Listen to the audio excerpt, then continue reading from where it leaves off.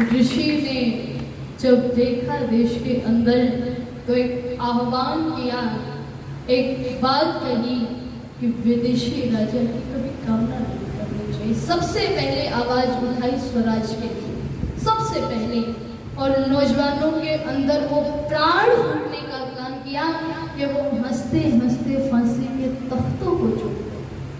कभी पढ़ करके देखिएगा भगत सिंह का इतिहास। मात्र 23 वर्ष की आयु में चमचमाती हुई जवानी को राष्ट्र के लिए अर्पित कर दिया। कभी पढ़ करके देखिएगा जतेंद्र दास का इतिहास, जिसने 63 दिन तक अनशन करके अपने प्राणों को त्याग दिया था। कभी पढ़ करके देखिएगा राम प्रसाद बिस्मिल का इतिहास, वो राम प्रसाद बिस्मिल जो कभी आशिकी की शायरियां गाता था, लेकिन जब राष्ट्रभक्ति का रंग चढ़ा, देशभक्ति का रंग चढ़ा, तो वही शायरियां राष्ट्रभक्ति में बदल गई थी, देशभक्ति में बदल गई थी। कभी पढ़ करके देखिएगा स्वामी श्रद्धानंद का इतिहास, जिन्होंने अंग्रेजों के सामने सीना तान करके वो खड़े हो गए थे। कभी पढ़ करके देखिएगा ऋषि को, जिन्होंने समस्त क्रांतिकारियों के अंदर को प्राण फूटने का काम किया, कि जो हंसते हंसते फांसी के तख्तों को चूम गए, हंसते हंसते राष्ट्र के लिए आहूत हो गए, हंसते हंसते राष्ट्र की बलिवेदी पर अपने आप को न्यौछावर किया। कभी पढ़ करके देखिए, वो जमाना तो हमसे कहीं खो गया है जिसकी ऋषि ने कल्पना की। वो राष्ट्र जो ऋषि बनाना चाहते थे, वो राष्ट्र हमसे कहीं खो गया है। और ऋषि की सरलता देखिएगा। ऋषि कहते हैं, अगर मैं उन ऋषि मनीषियों के बीच पैदा हुआ होता तो मेरी कोई ज्यादा औकात नहीं होती। ऋषि कहते हैं, अगर मैं उन मनीषियों के बीच पैदा हुआ होता जिन्होंने राष्ट्र को नया रास्ता दिया, राष्ट्र को बनाया, राष्ट्र के लिए जिए, ईश्वर भक्ति में स्वयं को डुबाया, अगर उन ऋषियों के बीच में पैदा होता तो मेरी चप्पलों को संभालने से ज्यादा कोई औकात नहीं होती। ऋषि ये बात कह रहे हैं। इतनी सहजता, इतनी सरलता उनके व्यक्तित्व में, इतना अनूठा व्यक्तित्व हुआ, लेकिन विडंबना ये है कि हम लोगों ने उसकी मान ली। हमने दुनिया की मानी, लेकिन ऋषि की एक नहीं मानी। आइए एक गीत की पंक्तियां मैं रखूं, समय अभी शेष है। जो ऋषि ने कल्पना की थी वो समय हमसे कहीं खो गया है। कभी विचार कीजिएगा, एक समय वो था जब इस देश के ऋषि मुनि लोग हिमालय जैसे पर्वत की चोटी पर खड़े होकर के हवाला कर देते थे, महर्षि मनु जैसे लोग के एक देश प्रसुतस्य सका श्राद्धम अग्रजन्मना स्वं स्वं चरित्रम शिक्षेरं पृथ्व्यां सर्वभूता। अग्रजन्मना यानी ब्राह्मणों के चरणों में बैठ करके विदेशी लोगों ने शिक्षा प्राप्त की। ये देश तो वो देश था, ये देश तो वो देश था जिन्होंने संपूर्ण विश्व को जीने का तरीका और सलीका दिया है। ये देश तो वो देश था जिसने संपूर्ण विश्व को मार्ग दिखाया।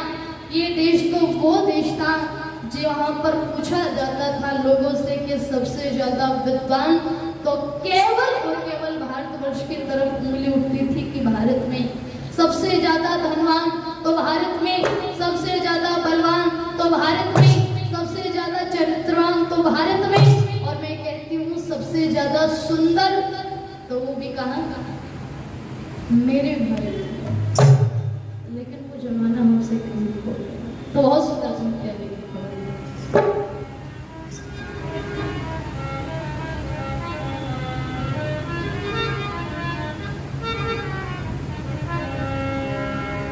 जाने वो जमाना किधर गया जी, ऋषियों का ठिकाना किधर गया जी।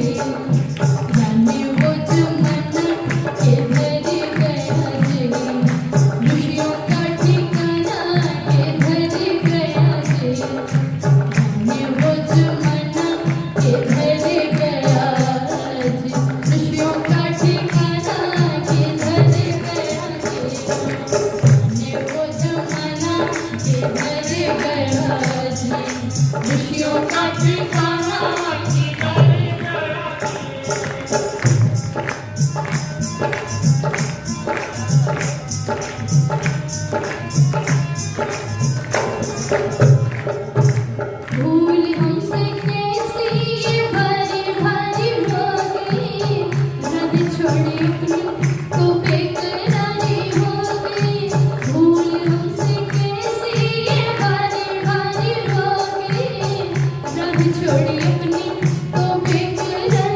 वे जन के धर गया जी, ऋषियों का ठिकाना के धर गया जी, नंदन के धर गया जी, ऋषियों का ठिकाना के धर गया जी, मैं वो जमाना के धर गया जी, ऋषियों का ठिकाना के धर गया जी।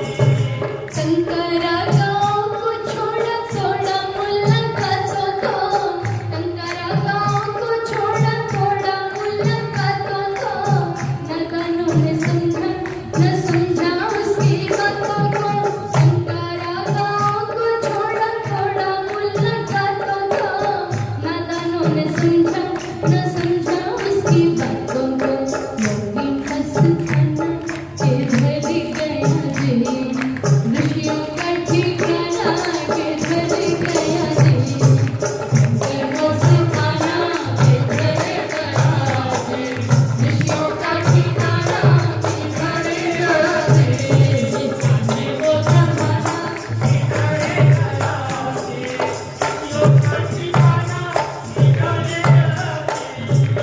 उसी का उद्घोष वेदवाणी है भगवान की, उसी का उद्घोष वेदवाणी है भगवान की, इसी में समर्थ मानव जीवन के कल्याण की, उसी का उद्घोष वेदवाणी है भगवान की, इसी में समर्थ मानव जीवन के कल्याण की, मैं तो जन के धर गया जी, ऋषियों का ठिकाना के धर गया जी, तो खजाना के धर गया जी, ऋषियों का ठिकाना के धर गया जी, मैं वो जमाना के धर गया जी, ऋषियों का ठिकाना के धर गया जी। और क्या लिखा है?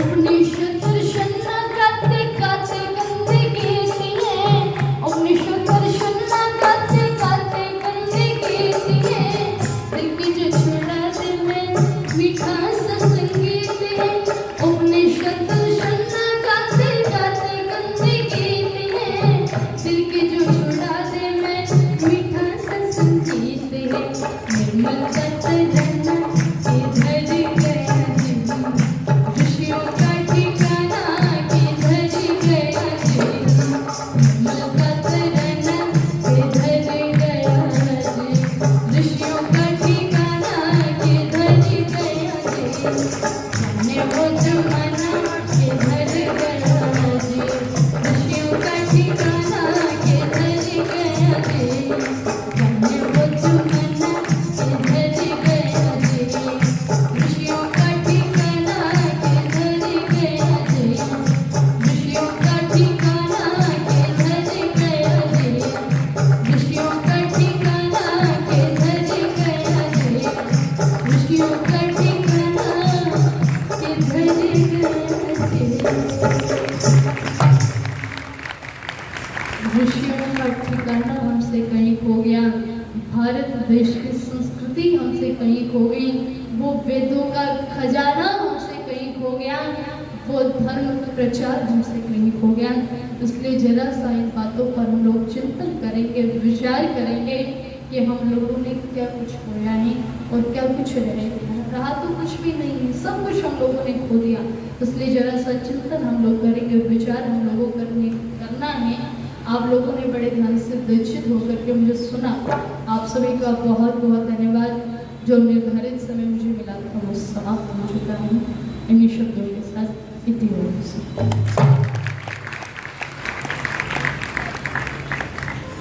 अभी तन्नू आर्य जी से आप ईश्वर भक्ति और स्वामी दयानंद के गुणों का बखान सुन रहे थे।